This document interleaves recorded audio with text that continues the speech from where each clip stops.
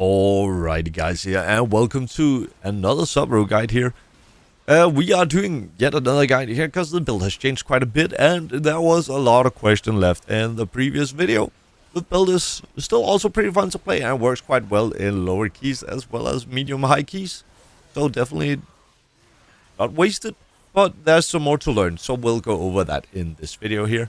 I'll be covering the new talents, the gearing process, how you're gonna open and how you're gonna manage your cooldowns here with the new build, and just generally how you can become the best sub-rogue you can be, as well as I'll show you some macros and other tips and tricks you can use in order to min-max your damage. So without further ado, if you like and enjoy the video, don't forget to like it, subscribe for also other than rogue content here. I know we've been doing a lot lately, but that is what I mean, so that's what we do first. And don't forget to check out the live stream over on twitch.tv/KillerChris. Potentially leave a comment down below as well. Alrighty guys, so here we have the talents. I'm not going to go into too much detail. I'll leave an import string down below. If you would like a deep dive on the different rogue specs talents, then leave a comment and tell me, and I'll go over it in a separate video because this is going to take a while otherwise. I'll quickly go over some of the variations we can do. We can swap to cheat death for lower keys if we want to like be safer and if we have a tendency to stand and stuff. If you're using double and use trinket, you can take vigor and subtlety out and you can go into cold blood for more burst damage if you're playing double and use. If you are chain pulling a hell of a lot, you can also swap burst stance here with this build here into weapon master. But that is generally the variations we have in talents. There's also, you can swap Pharaoh Bond and accelerating execution if you are like taking really big hits, so in really high keys. But yeah, that is the talents. I'll leave an import link. I'll explain more about the abilities later on. Alrighty here, let's go over the bare basics for the sub-rogue. And we are going to basically here manage all our damage here within fine big burst windows here with Shadow Blades and Flagellation, and other than that we have very bursty damage here with Shadow Dance. We are building combo points up to 5 with Shuriken Storm, Backstab, and Shadow Strike, and we want to send on 5 or more combo points. You generally don't want to send another builder after 5 because you will end up overcapping on combo points, which is really bad. So once we are building and spending here, we are going to manage our Shadow Dances. So Shadow Dances are our massive burst window, and it's basically where all our damage comes from. Then we have our big CDs as well, besides that with Shadow Blades and Flagellation. So our Shadow Dance windows we want to min-max here with maintaining as many flawless form stacks, while also maintaining as many Dance Makar stacks. Dance Makar is you gain 6% more damage in Shadow Dance for each different ability we use, so we gotta press a lot of different buttons. And with our flawless form, that is proccing whenever we do a hidden blade, which is our whole trickster hero talent mechanic. So we want to min-max that. So I'll go over this here in the video, along with everything you need to know on how to like manage your cooldowns. I'll go over the opener and how we generally do the burst. So we are going to pre-symbols before every key. We can send a symbol of death, and that also goes for raid combat, and then you will actually keep your empowered combo points. These empowered combo points don't have a timer, so you can keep them for as long as you want. So the burst goes as follows. We get our combo points. If we go from stealth and start the fight here, we Shadow Strike into Flagellation into Rupture, so we have a little bit of stacks on, and then we are going to dance symbols. Backstab. The backstab is for the first stack of Dance Makar. So every different ability we use in Shadow Dance, we get a stack of Dance Makar, 6% more damage, which is a lot. So we want to try and get as many stacks of that as possible. The reason why we use backstab first is because every first generator we use in Shadow Dance is always guaranteed to grant us max combo points. And after we do that, we are going to send our blades, we're going to send dances, we're going to send tech. And then we're just going to let it rip. In our Shadow Dance, we have our Subtlety macro. So let me show you how the opener generally looks. I'll try to keep up as we go. Alright, so we Shadow Strike into Flash, into Rupture, into Dance, into Backstab, into Blades, into Tech. And now we send some finishers here as much as we can. So we are stacking up coup de grace here. We got a coup. And in between the coup here, if we have foresight here, we want to use a Shuriken Storm. And then we are sending our Tech again before Shadow Blades run out. This is very important. You want to fit 2 secret techs within those Shadow Blades. And to do that, you need 2 stacks of symbols. And you need 1 stack and at least 40-second or less cooldown on the second Shadow Dance.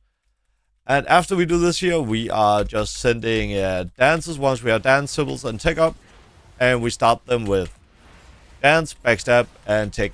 Ideally, we want to send a full 2 rounds of coup de grace into each Shadow Dance. So here, while we're playing here, we're stacking up. We can send another. After every Blades flagellation combo, you want to send 4 Shadow Dances in total. So the 2 along the burst and then 2 after that. And then you generally want to hold, depending on how your cooldowns look. So you see how my cooldowns comes up right now, and I don't want to send it because I want to hold it for Flash and Shadow Blade, so I don't have to hold my big cooldowns. The coup de grace stacks here. The coup de grace stacks you can hold, and you ideally want to hold them, is there's like less than 15, 10, 20 seconds around that on your next set of dance. So what you can do here is that if you get it, then you, instead of like using Eviscerate, even on single target, you want to use Black Powder. And generally, you just never really want to use Black Powder in other than this here, unless you have a shit ton of small mobs and there's no big prio target, or just have a shit ton of mobs and nothing. The time it becomes an overall DPS increase to use Black Powder over Eviscerate is when you have 3 or more stacks of Find Weakness on different targets. There's a little weak aura here to tell you, and I'll go over that in the weak aura video. But generally, you still don't want to use Black Powder because prio target damage is what's going to time your keys. And now we know how the burst is done. So for the general rotation, we want to make sure we maintain ruptures on our main target and ideally another.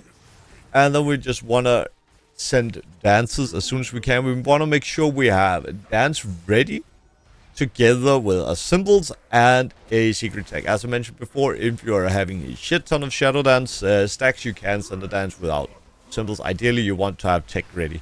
The reason why this is both dance and tech is lowered by CDR, which symbols is, but you have 3 stacks of symbols and 2 stacks of dance. So it should be okay. Alrighty, so now you know which buttons to press. Let's go and teach you which gear to go and grab. So, some rogues have actually a lot of really good pieces here from the raid. Both the Fractilis trinket, the Forge Weaver trinket, and the Lumifier trinket are considered to be the best of the best. Generally, you want a trinket you can use on 1.5 minutes, or if you play Forge Weaver and Unyielding Nether Prism, you can play those 2, and then you want to use those on every other set of cooldowns. And for passive trinkets, Pacemaker is really good, and Lumifier is also really good. I went over the trinkets a bit more in detail in the other video. The gearing is pretty much the same, so I'll go over it as quickly as possible. Your best in slot shoes are gonna be the Interlopers Reinforced Sandals from the Demon Hunters in the raid. That gives you an extra proc on your Rishi's reps. Daggers here, you want to get crit verse, or burst mastery dagger, crit mastery daggers, crit verse and mastery. You just want to get as high item levels on your daggers as possible. For the enchants here, you want to go Council's Guile and Stormborn Artistry. You can do 2 of the same, but those 2 are the best ones currently. For crafting, ideally you want to craft some braces and some belts, or a belt and a pair of braces, and you want to have Dusk Thread or Dawn Thread on them. Dust Threat is generally the ones considered to be best, but if you sim your character, you might find one of the other to be better. It all depends on how much crit you have. Although, you can also craft a dagger and use Ascension and craft a pair of braces with the Ascendance buffer. Other than that, we want to make sure here we get some gems in and just send crit verse, crit mastery, burst mastery, gems in as much as you can. Ideally, you want to be unbuffed around 20-22% haste. Some final tips and tricks here. We have our defensives. We want to use feint basically whenever we take a big hit, especially if it's a AoE hit or we take a large dot. Like, you want to reduce as much damage taken as possible. However, feint is heavy in energy cost, and that is going to limit the amount of damage we do. But hey, rather do a little damage and be alive than die and potentially rip the key. So, don't be too greedy with your feints. You have evasion. Evasion doesn't do really much as a trickster. You can basically only use it if a tank dies, or if you're about to take a really direct hit. The spears, things from the knights in Priory is a really good example of those you can evasion and save your healers a lot of trouble. Other than that, feint every big AoE hit you can. And Cloak of Shadows is your only immunity. It will only immune magic debuffs. It can also be used to immune certain mechanics, like the jail on first boss in Streets as a Vesh. So, for some macros. I do have a bit of macros here. I have a Shadow Dance macro. It's a really simple macro. It will cast Shadow Dance, Symbols of Death, and Subtlety. Do note, I recommend you also have Symbols of Death bound.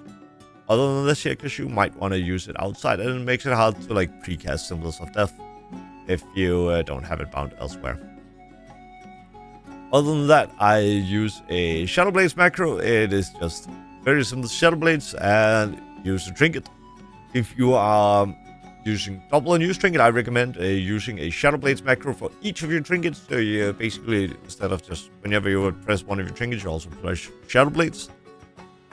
And then we have the Flagellation macro. So the Flagellation macro is really simple. It's /cast Flagellation and /focus. So we focus the target we put Flagellation on. Generally, I use this here because there's a big baddie that I need to hit, and that is where my prior damage needs to go. So, whenever I do that, I have it as focus. Meaning, if I need to kick something and go off that target, I can quickly tap, kick. Also, or like tap targeting is really good. It usually it prioritizes casting mobs within your range, so you can quickly swap, kick it, and then there is the last macro that we want to press, and then we can press target focus macro and then go straight back to our prior target. And this has helped me so much making sure that I nail interrupts, especially in pucks where you don't have assigned markers. There's also the system where everyone in the group has it, and you have a marker that you kick each, and then you say, I'm gonna kick that mark, and then you use focus kick macros instead. That is also a really viable solution. But this here I find work better in pucks that are uncoordinated.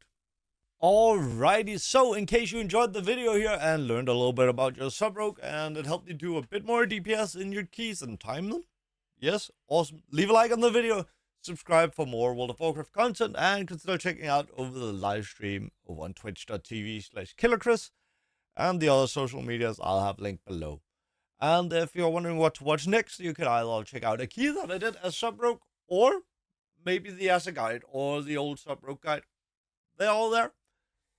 Alright guys, thank you very much for watching, and I'll see you all on the live stream. Bye!